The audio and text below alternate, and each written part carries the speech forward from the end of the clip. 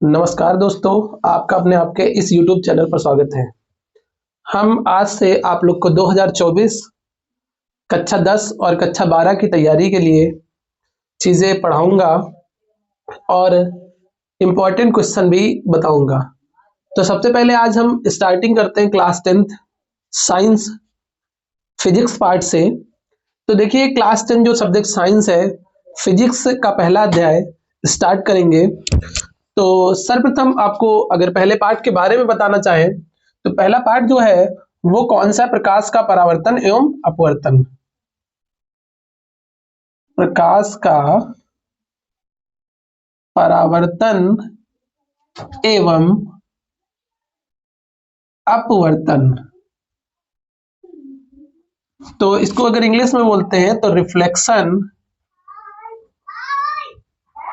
And refraction of light. तो देखिए इस पार्ट के बारे में आपको स्टेप बाय स्टेप चीजें बताएंगे और समझाएंगे। तो सबसे पहले इस पार्ट के विषय में हमको क्या क्या पढ़ना है वो बताएंगे। इस पार्ट में हमको पढ़ना है कि प्रकाश किसे कहते हैं, फिर आपको बताएंगे कि प्रकाश की विशेषताएं क्या हैं, फिर इसके बाद आपको बताएंगे कि प्रकाश का परावर्तन क्या है, फिर आपको बताएंगे प्रतिबिंब के बारे में, फिर इसके बाद आपको बताएंगे मिरर दर्पण के बारे में और दर्पण के टाइप बताएंगे, फिर इसके बाद दर्पण द्वारा प्रतिबिंब का बनना बताएंगे, फिर आपको बताएंगे दर्पण के उपयोग बताएंगे, फिर इसके बाद आगे आपको पढ़ाएंगे प्रकाश का अपवर्तन, प्रकाश के अपवर्तन के विषय में बताएंगे और अपवर्तन के नियम बताएंगे, फिर लेंस के बारे में बताएंगे, फिर लेंस द्वारा प्रतिबिंब का बनना बताएंगे, फिर रेखीय आवर्धन लेंस का बताएंगे, फिर लेंस की क्षमता और लेंस के उपयोग इत्यादि चीजें इस पाठ के अंतर्गत पढ़ाएंगे। तो सर्वप्रथम जो पाठ का नाम है वो क्या है? प्रकाश का परावर्तन एवं अपवर्तन। तो सर्वप्रथम अगर इंपॉर्टेंट टॉपिक की चर्चा करें तो प्रकाश का परावर्तन किसे कहते हैं उसके विषय में बताएंगे। इसके पहले थोड़ा आपको प्रकाश के बारे में बता देंगे। प्रकाश जो होता है वो एक प्रकार की ऊर्जा होती है जो वस्तुओं को देखने में मदद करती है। तो हम इंपॉर्टेंट टॉपिक इस पाठ का सबसे पहले स्टार्ट करते हैं, वो है प्रकाश का परावर्तन। प्रकाश का परावर्तन। प्रकाश के परावर्तन के विषय में अगर बताना चाहें, रिफ्लेक्शन ऑफ लाइट। देखिए भाई क्या लिखेंगे प्रकाश के परावर्तन की डेफिनेशन और फिर नियम क्या है। तो सबसे पहले अगर डेफिनेशन लिखना चाहें तो क्या लिखेंगे? जब प्रकाश किरण या जब प्रकाशित किरण किसी चमकदार तल से टकराता है तो उसी माध्यम में वापस लौट जाता है, वापस लौट जाता है। इस संपूर्ण घटना को प्रकाश का परावर्तन कहते हैं। फिर देखिए हम फिगर के माध्यम से बताना चाहें, यहां पर चमकदार या पॉलिशदार तल भी हो सकता है। सबसे पहले एक पृष्ठ ले लेंगे और पृष्ठ के एक साइड पर क्या कर देंगे? पॉलिश कर देंगे।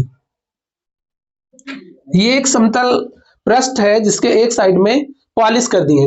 पॉलिश करने के बाद कोई आपतित किरण इस तल पर डाली जाती है और ये टकराने के बाद उसी माध्यम में वापस लौट जाती है। तो मतलब जो आई किरण वो कौन सी हुई? आपतित। जो वापस गई उसे हम क्या बोलते हैं? परावर्तित। तो ये आपकी हो जाएगी आपतित किरण, आपतित किरण, और जो वापस जाएगी इसे हम क्या बोलेंगे? परावर्तित किरण।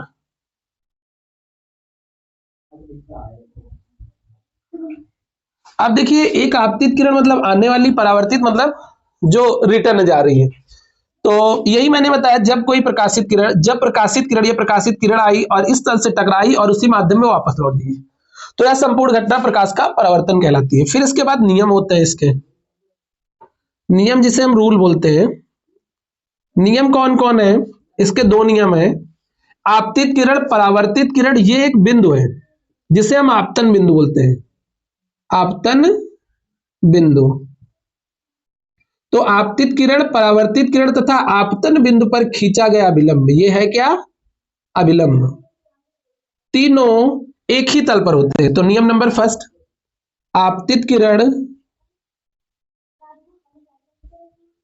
कामा परावर्तित किरण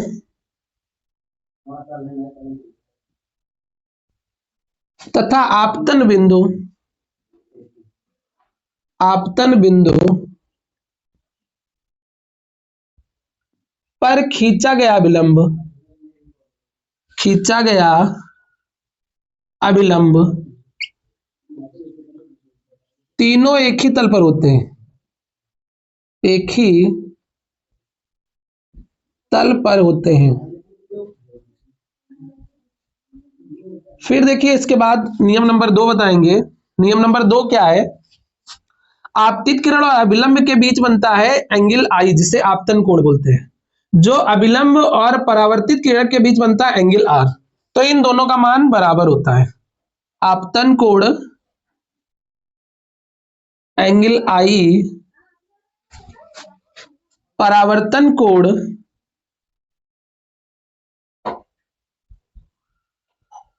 एंगल आर के बराबर होता है।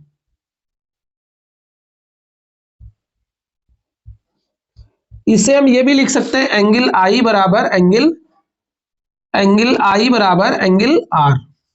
फिर इसके बाद आपको बताते हैं दर्पण के बारे में। मिरर जो है उसके विषय में प्रारंभ करते हैं। तो ये बहुत इंपॉर्टेंट टॉपिक है बोर्ड एग्जाम के लिए। तो देखिए इसके बाद मिरर के विषय में बताते हैं। मिरर भी बहुत महत्वपूर्ण टॉपिक है इस लेसन का। देखिए दर्पण के विषय में अगर बताना चाहे, इसके पहले पढ़ना तो हमको प्रतिबिंब भी था, लेकिन प्रतिबिंब खास इंपॉर्टेंट टॉपिक नहीं है। तो प्रतिबिंब का मतलब होता है इमेज। जब हम किसी वस्तु को दर्पण के सामने ले जाते हैं तो दर्पण में उस वस्तु की बनी आकृति को उस वस्तु का प्रतिबिंब कहते हैं। प्रतिबिंब दो प्रकार का होता है, एक वास्तविक होता है, एक आभासी होता है। वास्तविक मतलब जो रियल इमेज बने, आभासी मतलब जो वर्चुअल इमेज हो। तो इन चीजों को ना पढ़ते हुए हम इंपॉर्टेंट टॉपिक की तरफ चलते हैं, दर्पण। देखिए दर्पण को हम बोलते हैं मिरर। दर्पण को क्या बोलते हैं? मिरर। मिरर दो प्रकार का होता है। पहला जो है वो समतल होता है, समतल दर्पण को हम प्लेन मिरर बोलते हैं, प्लेन मिरर। फिर इसके बाद 2 नंबर पे होता है गोलीय दर्पण। गोलीय दर्पण को हम बोलते हैं स्फेरिकल मिरर।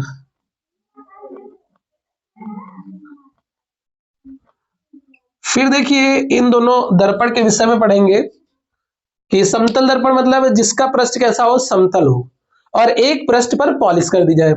जो गोलीय दर्पण होता है वो बेटा 2 प्रकार का होता है। एक होता है अवतल दर्पण और दूसरा होता है उत्तल दर्पण। देखिए अवतल दर्पण क्या होता है, उत्तल दर्पण। अवतल दर्पण मतलब ऐसा पृष्ठ जिसके बाहरी पृष्ठ पर पॉलिश कर दी जाए। आंतरिक पृष्ठ परावर्तक होता है उत्तल दर्पण, मतलब इसके आंतरिक पृष्ठ पर पॉलिश कर दी जाए, बाहरी पृष्ठ परावर्तक पृष्ठ होता है। फिर इसके बाद गोलीय दर्पण से रिलेटेड आपको परिभाषाएं बताएंगे। तो वो क्या है? देखो गोलीय दर्पण से संबंधित परिभाषाएं आपको बता रहे हैं। क्या क्या गोलीय दर्पण से संबंधित परिभाषाएं बोर्ड के लिए इंपॉर्टेंट है। तो सबसे पहले अगर हम बोले तो मुख्य अक्ष पढ़ लीजिए किसे कहते हैं। फिर इसके बाद सेकंड परिभाषा अगर पढ़ना है तो हम पढ़ लेते हैं कि वक्रता त्रिज्या किसे कहते हैं, वक्रता त्रिज्या। फिर इसके बाद अगली डिफिनेशन पढ़ लेंगे फोकस दूरी, फोकस दूरी। फिर इसके बाद वक्रता त्रिज्या पढ़ लेंगे, फोकस दूरी पढ़ लेंगे और मुख्य फोकस पढ़ लेंगे, मुख्य फोकस। देखिए इन परिभाषाओं के विषय में आपको बता रहे हैं, फिर राइट डाउन करवाएंगे। देखिए क्या क्या है। मुख्य अक्ष किसे कहते हैं? सबसे पहले गोलीय दर्पण बना लेंगे। कौन सा? अवतल दर्पण बना लिए। ये एक गोली दर्पण हो गया और ये इसकी मुख्य अक्ष रेखा होगी। तो इस मुख्य अक्ष पर दर्पण का ध्रुव P, मुख्य फोकस F, वक्रता केंद्र C और P के सेंटर में F होता है। तो सबसे पहले मुख्य अक्ष किसे कहते हैं? दर्पण के ध्रुव P और वक्रता केंद्र C को मिलाने वाली रेखा मुख्य अक्ष रेखा कहलाती है। दर्पण के ध्रुव P, वक्रता केंद्र C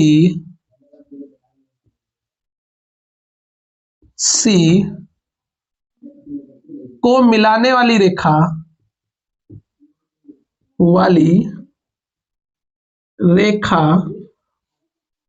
मुख्य अक्ष कहलाती है। अक्ष कहलाती है।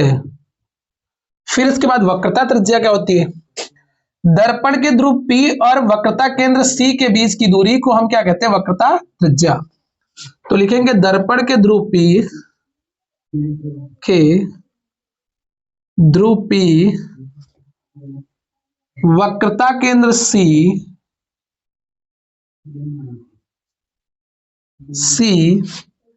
के बीच की दूरी को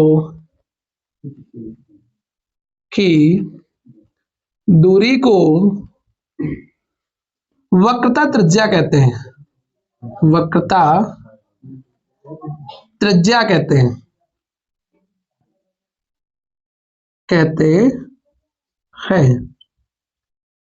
फिर देखिए फोकस दूरी क्या होती है? दर्पण के ध्रुव P और मुख्य फोकस F के बीच की दूरी को फोकस दूरी कहते हैं। दर्पण के ध्रुव P, मुख्य फोकस F के बीच की दूरी फोकस दूरी कहलाती है। फोकस दूरी कहलाती है। फिर मुख्य फोकस क्या होता है? दर्पण के समांतर आने वाली आपतित किरणें जिस पृष्ठ से टकराकर परावर्तित होती हैं, या कह सकते हैं, रिपीट कर रहे हैं परिभाषा, अनंत से आने वाली आपतित किरणें, अनंत से आने वाली आपतित किरणें परावर्तन के पश्चात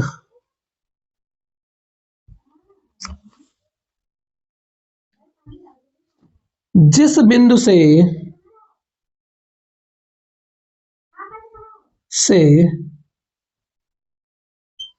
जाती है,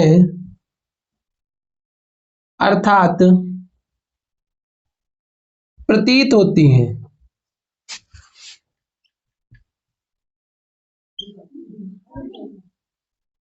उस बिंदु को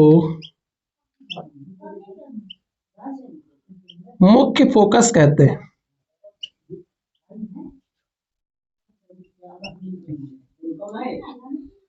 फिर इसके बाद नेक्स्ट चीजें आपको बताते हैं।